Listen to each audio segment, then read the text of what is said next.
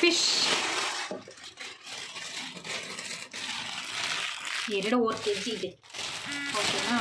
ಈಗ fish sambar, fish fry ಮಾಡೋಣ. ನೀಟಾಗಿ ವಾಶ್ ಮಾಡೋಣ. ಒಂದು ಸ್ವಲ್ಪ ಚೂರು ಹುಳಿ ಹಾಕ್ಕೊಂಡು, ಒಂಚೂರು ಉಪ್ಪು ಹಾಕ್ಕೊಂಡು, ಒಂಚೂರು ಅರಿಶಿನ ಪುಡಿ ಹಾಕ್ಕೊಂಡು ನೀಟಾಗಿ ವಾಶ್ ಮಾಡ್ಕೊಳ್ಳೋಣ. ಸ್ಮೆಲ್ ಬರಲ್ಲ.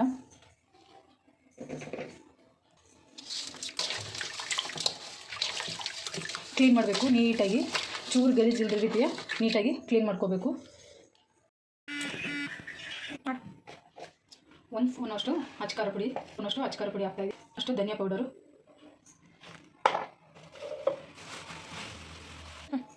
2 ಸ್ಪೂನಷ್ಟು, 3 ಸ್ಪೂನಷ್ಟು ಕಾರ್ನ್ಫ್ಲವರ್, ಬೆಳ್ಳುಳ್ಳಿ ಪೇಸ್ಟ್, ಶುಂಠಿ ಅಷ್ಟು,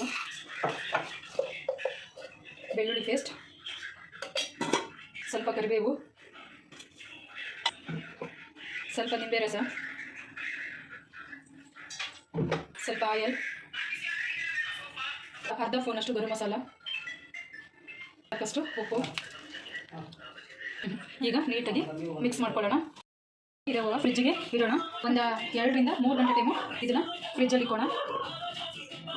ಫ್ರಿಜ್ಜಲ್ಲಿ ಇಕ್ಕಾದ್ಮೇಲೆ ಅವಾಗ ಒಳಗೆ ಸರಿ ಹೋಗುತ್ತೆ ನೋಡಿ.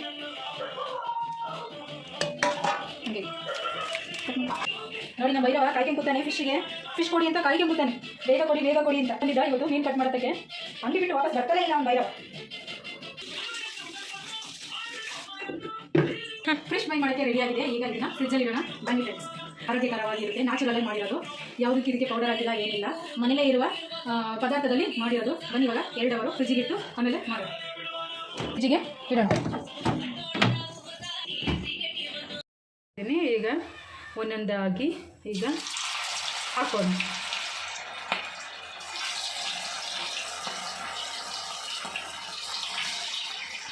ಆಗಿದೆ. ಈಗ ತಗೊಳ್ಳೋಣ.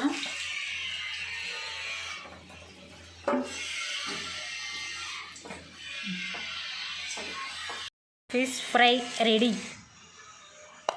ಹಾಯ್ ಫ್ರೆಂಡ್ಸ್, ಇವತ್ತಿನ ವಿಡಿಯೋ ಎಲ್ರಿಗೂ ಇಷ್ಟ ಆಯಿತು ಅಂತ ತಿಳ್ಕೊತಾ, ಮತ್ತು ಇನ್ನೂ ಯಾರು ಎಲ್ಲ ನನ್ನ ಚಾನಲ್ಗೆ ಇನ್ನೂ ಸಬ್ಸ್ಕ್ರೈಬ್ ಆಗಿಲ್ಲ, ದಯವಿಟ್ಟು ಸಬ್ಸ್ಕ್ರೈಬ್ ಮಾಡ್ಕೊಳ್ಳಿ. ನಾನು ಯಾವುದೋ ಒಂದು ವಿಡಿಯೋ ಹಾಕಿದ್ರೂ ಅದು ನಿಮಗೆ ಬರುತ್ತೆ friends. Bye bye, see you.